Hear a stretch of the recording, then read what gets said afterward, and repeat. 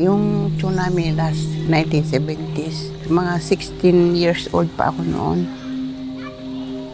Hindi namin sukat akalain na yung gabi na yun may tsunami.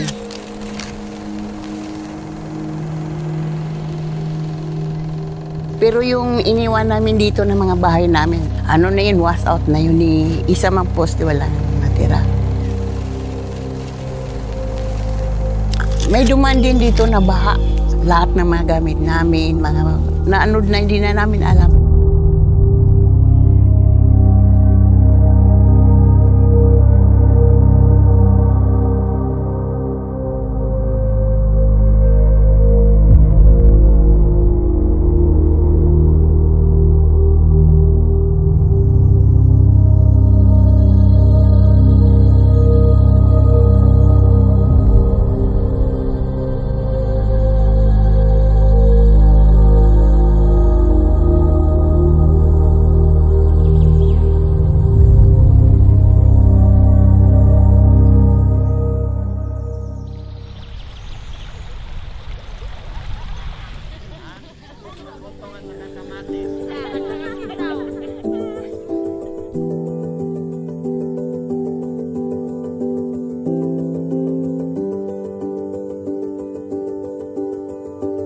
The main goal of the project is about enhancing the disaster preparedness capacity of the communities as well as the local government unit from the barangay up to the municipality.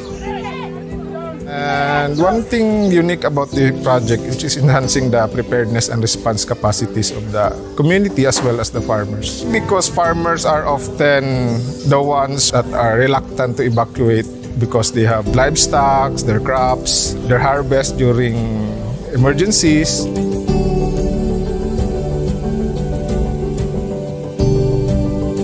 Nakatulong talaga sa amin yung paano kami maghanda o na dumarating na sakuna, yung mga pananim namin, paano i-safety, mga hayop, mga ari-arian namin na pwede alsahon.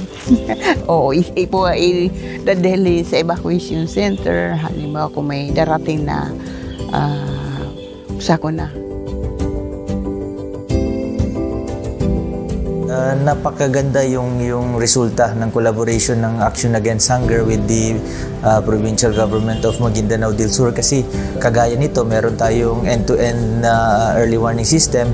So, i-incorporate din namin yun. So, magka-create kami ng mga pulisiya, idadaan namin sa Dream Council para masisigurado natin na yung mga kababayan namin sa probinsya ng Maguindanao is secured talaga when it comes to disaster.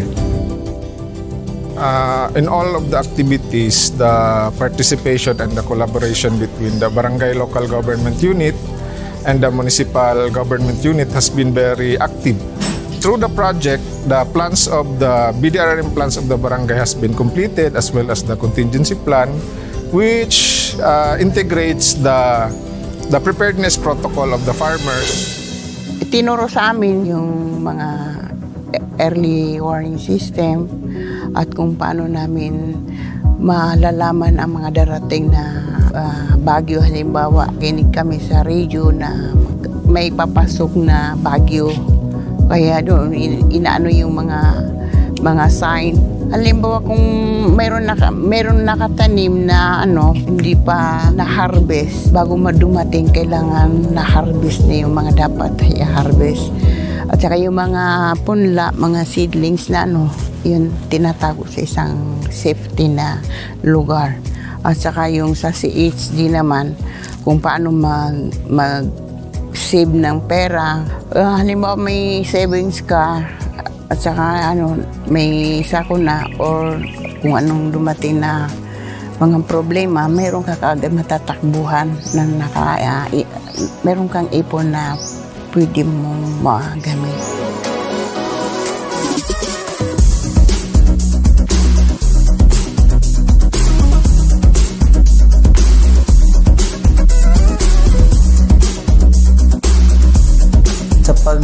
pagbibigay ng karangalan, yung Gawad Kalasag and the other awards, the help of the Action Against Hunger is very important talaga kasi binababa ng Action Against Hunger on the community level. Then yung feedback ang pinaka-importante kasi nakikita namin kung ano yung maitutulong pa ng probinsya sa aming mga kababayan.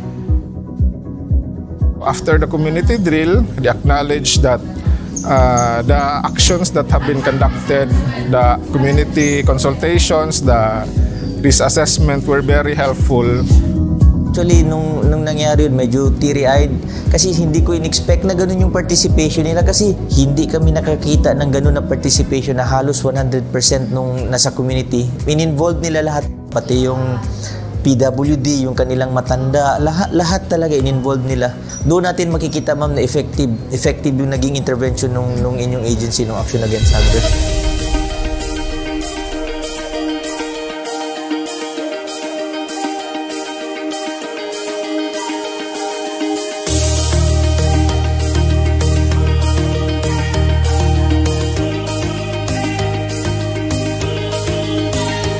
Masaya kami na dumating sa amin ng Action Against Hunger. Kaya nga nagpapasalamat kaming lahat, mga kasamahan ko. Kahit nawawala na yung Action Against Hunger, kailangan ipagpatuloy natin ito at panindigan natin na dapat simulan namin na yung itinuro sa amin ng Action Against Hunger. Inshallah.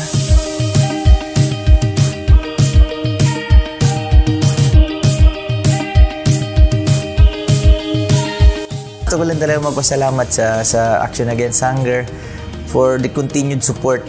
We are looking forward talaga na yung mga kababayan namin sa Maguindanao would be more resilient kasi naituro na sa kanila kung ano yung dapat gawin. Sila yung first responders, sila yung dapat na magre-responde. Dapat alalayan nila yung mga kababayan nila, yung mga less vulnerable. And then after that, masisigurado naman nila na darating ang probinsya para tumulong sa kanila. But lahat ng tools, lahat ng capacity, lahat ng trainings na ibigay na sa kanila, kakayanin na nila yan. Kakayanin na nila yan.